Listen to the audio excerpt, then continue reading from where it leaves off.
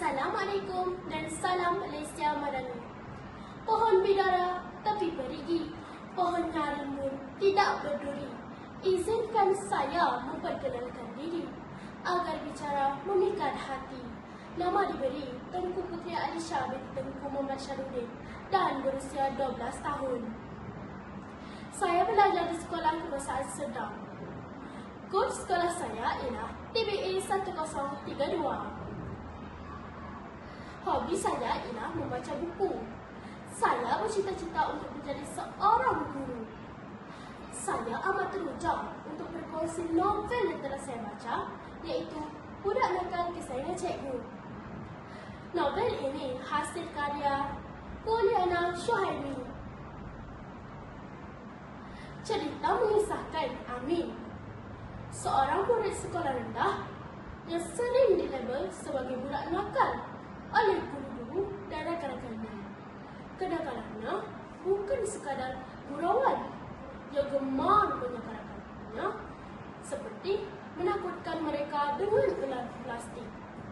Tindakannya sering menimbulkan kemarahan warga sekolah, termasuklah guru-guru yang mengajar di situ. Namun, di sebalik kenakalan itu, tersembunyi sebuah kisah hidup yang penuh kesusahan dan kesepian. Amin berasal dari latar belakang keluarga yang kurang berkemampuan, dan kehidupannya yang sukar telah membentuk perwatakannya yang nakal.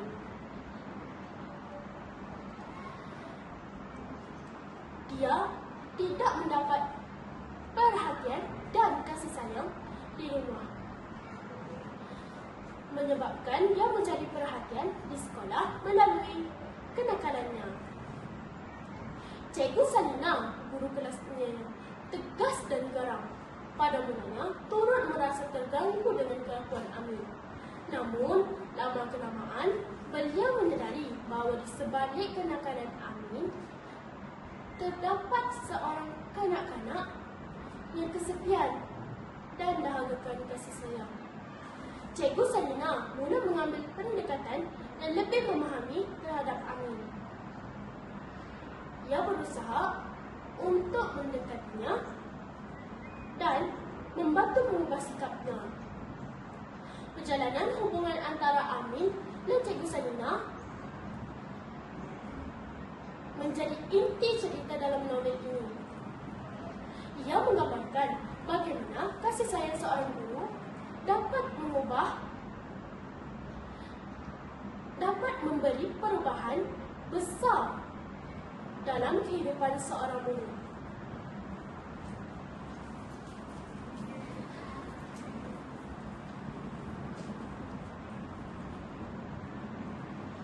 Kisah ini juga menekankan bahawa pentingnya memahami latar belakang seseorang sebelum membuat penilaian.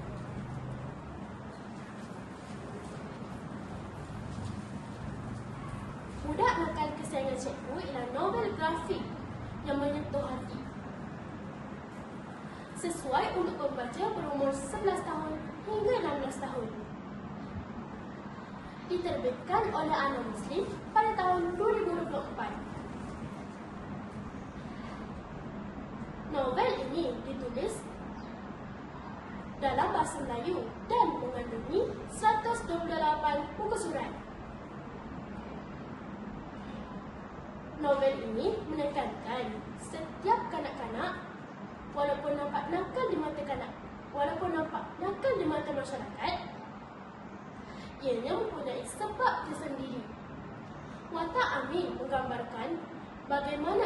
menggambarkan pelajar yang kelihatan bermasalah, namun sebenarnya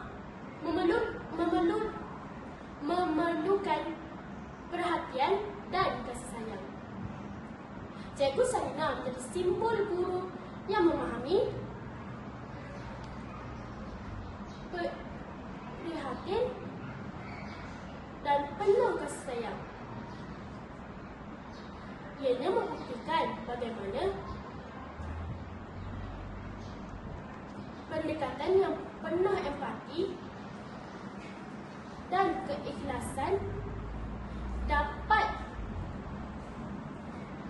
mengubah sikap seorang murid. Kesimpulannya, novel ini menyampaikan mesej bahawa kasih sayang seorang guru dan orang dewasa dapat mengubah sikap seorang kanak-kanak. Novel ini juga menggalakkan pembaca agar tidak cepat menilai seseorang dari tingkah luarannya. Sekian dari saya. Terima kasih.